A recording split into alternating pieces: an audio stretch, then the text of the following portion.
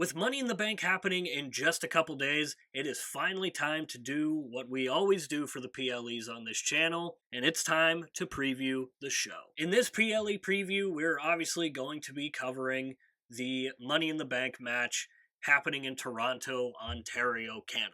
And as you could tell from everything behind me, I am very familiar with Toronto sports fans, in particular the Toronto Maple Leafs fans, so I'm very curious to see how this crowd is going to be in Toronto. I think we're kind of used to these loud, amazing, energetic European crowds over the past couple PLEs that we've had. So I'm very curious to see what a North American crowd is going to be like for a PLE. Because let's be honest, the North American crowds have been really slacking lately. Now, if you're new around here and you don't exactly know what a PLE preview is, it's exactly what it sounds like. We're going to go through each match, say who I think wins, and see whatever storylines could come from the result of the matches. Now, before we start, again, I always say this, but these matches are most likely not going to be in order, so I'm just going to read them off as I have them written down. Up first, we're going to be looking at the World Heavyweight Championship match between Damian Priest and Seth Rollins. Now, this is a match that has had a very, very solid build-up up to this point. I love the story being told between Judgment Day and Damian Priest as they continue to drive the wedge in between Judgment Day and Damian Priest. Now we're starting to get Finn Balor talking back a little bit to Damian Priest. Damian even saying in a recent promo that the Judgment Day need him more than he needs the Judgment Day. Now, after saying all that, I think Damian Priest does win and retain because I think that storyline needs to progress further. And I do think that WWE's endgame with this is to eventually have Damian versus Finn, perhaps even at SummerSlam. So after the match is over and Damian is standing strong as champion, I could totally see Judgment Day, possibly even Finn Balor, coming out and attacking Damian Priest and just beating him down. Again, that would be a good way to further the storyline between Judgment Day and Damian Priest, and I think this would be WWE's chance to finally get this match going because they've been teasing it for such a long time now. So what better place to have a Finn Balor versus Damian Priest match than SummerSlam? So because of all of that, I think Damian Priest wins and retains. Up next, we're going to be looking at Sami Zayn and Braun Breaker, which is for the Intercontinental Championship. Again, yet another really good build up to this match. I think it's important that they keep making Braun look incredible in the ring and keep making him look strong. And I do think that Braun Breaker gets the win here and becomes your new Intercontinental Champion. Because let's not kid ourselves, Braun Breaker is going to win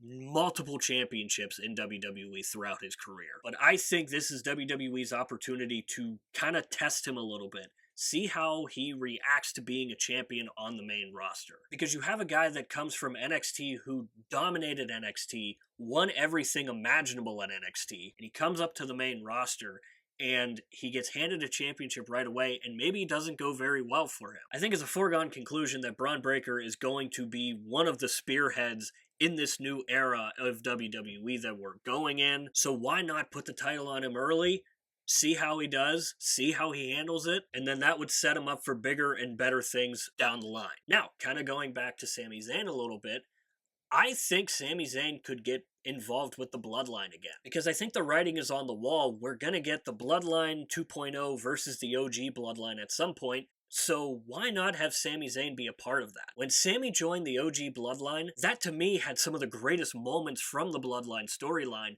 once Sami Zayn got involved. And I think it would be a really cool dynamic seeing the OG Bloodline back together, but all baby faces this time. But that doesn't change the fact that I still have Braun Breaker winning this match and winning the IC title. Speaking of the Bloodline 2.0, they have a really big six-man tag match against Cody Rhodes, Randy Orton, and Kevin Owens. Again, the build-up for this match has been simply fantastic, and I think the result of this match could have massive implications on WWE. So I think we could see a couple different scenarios coming out of this one. I do have the Bloodline 2.0 winning, and I do think we see a return. Whether it is Jimmy Uso returning or Roman Reigns himself returning, I think we get one in there somewhere. Now, there is a wild card pick that I do have and I think we could see Randy Orton turn heel on Cody Rhodes. Because if you haven't been paying attention very closely to Randy Orton around Cody Rhodes, the Viper eyes just are locked in on that championship whenever he's around Cody. So I would not be surprised at all if Randy Orton ends up turning heel towards the end of the match. It won't be at the beginning, but I think towards the end of the match, or at the very end of it, I think we could get a heel turn from Randy Orton. And let's not kid ourselves. A Cody Rhodes-Randy Orton match would be absolutely fantastic to watch, and it would be a beautiful story because of all their history that they have together, and I think it would be a perfect match at SummerSlam. Back to the Bloodline for a little bit. A win here would continue to make them look absolutely dominant, and I think that's what WWE is trying to do, is make them look as dominant, as menacing as the OG Bloodline did. So again, regardless of if it's Jimmy Uso or Roman Reigns, I think we get a return. I think we could see a heel turn in here, but no matter how you look at it, I think the Bloodline win. Up next, we've got the men's Money in the Bank match. The match that everyone comes to see, and the match that means so much because it shapes so much of what WWE does in the future. The match consists of Jey Uso, Carmelo Hayes, Damian Priest, Andrade, Chad Gable, and LA Knight. Now, I think all of these guys could win Money in the Bank realistically, and I think they would all be a very good choice to win it. But unfortunately, there can only be one, and while I'm kind of on the fence of who I think is going to win, I do think one thing is going to happen, and I think CM Punk costs Drew McIntyre in some sort of way. Whether it be CM Punk coming back and just flat out attacking Drew,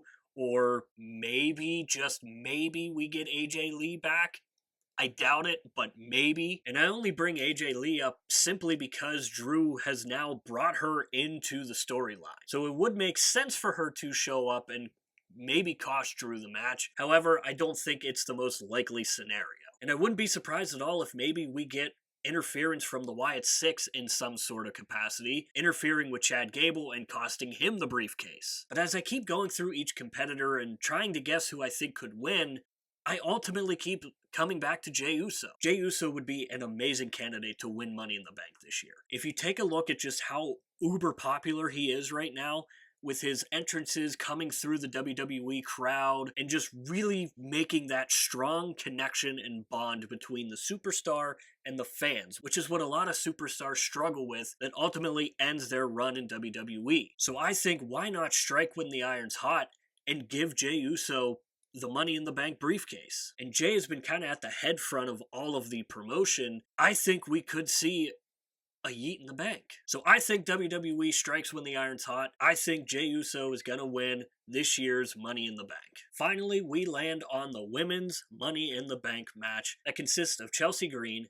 Io Sky, Naomi, Lyra Valkyria, Zoe Stark, and Tiffany Stratton. Now again, all of these competitors would make a very good Money in the Bank winner. If Chelsea Green wins, I think we could get something similar to when Carmella won Money in the Bank. If Io Sky wins, she could go after Bayley, and maybe that faces either Io Sky or Dakota Kai out of Damage Control. Because recently on a live stream, Dakota Kai said that she really wanted to win Money in the Bank because she hasn't really had a singles opportunity yet on the main roster. So I think if Io Sky wins this year's Money in the Bank, not only would she be a back-to-back winner of Money in the Bank, it would also set up a very interesting storyline that WWE could potentially use. But again, similar with the men's side of things, with this year's women's Money in the Bank, I just kept going through and trying to see and trying to guess who I think could win, and ultimately, I ended on Tiffany Stratton. Similar to how we said Braun Breaker was going to be a spearhead in this new era in WWE, I think Tiffany Stratton is going to be the same,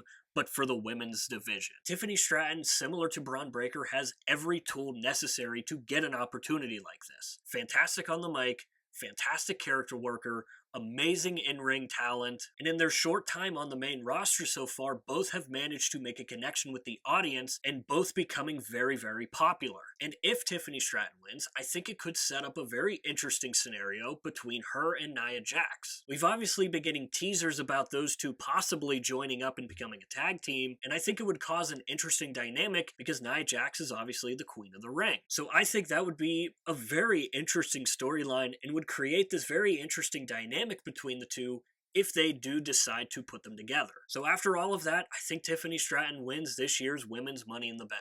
So what do you guys think about my picks? I think I did a pretty good job if I say so myself, but nonetheless, I'm just excited for Money in the Bank. So I want to hear from you guys. Would you like to see some of the storylines that I tossed out there that could be from the results of this year's Money in the Bank matches? I'm very curious to see how this one goes, because like I said, for both the men's and women's Money in the Bank matches, I struggled to pick a winner because there were so many different scenarios that I could see happening from pretty much every superstar that was in the match. But that is going to do it for this PLE preview. Down below in the description, as always, is our Linktree link. There you can find all of our social media pages. I highly suggest going and checking out our X page. Over on X, we do updates for every Monday Night Raw, Friday Night SmackDown, and all of the PLEs. And overall, I just want that to be a place for people to go and talk about wrestling. So if that applies to you, go check it out. If you can think of somebody who would enjoy my content, feel free to send them my way. Once again, that does it for this PLE preview. I do hope you enjoyed it. If you did, click the like button. And if you really enjoyed it, hit the subscribe button because it would really mean a lot. I hope you enjoy Money in the Bank. Let's have a fun Saturday. We'll see you next time.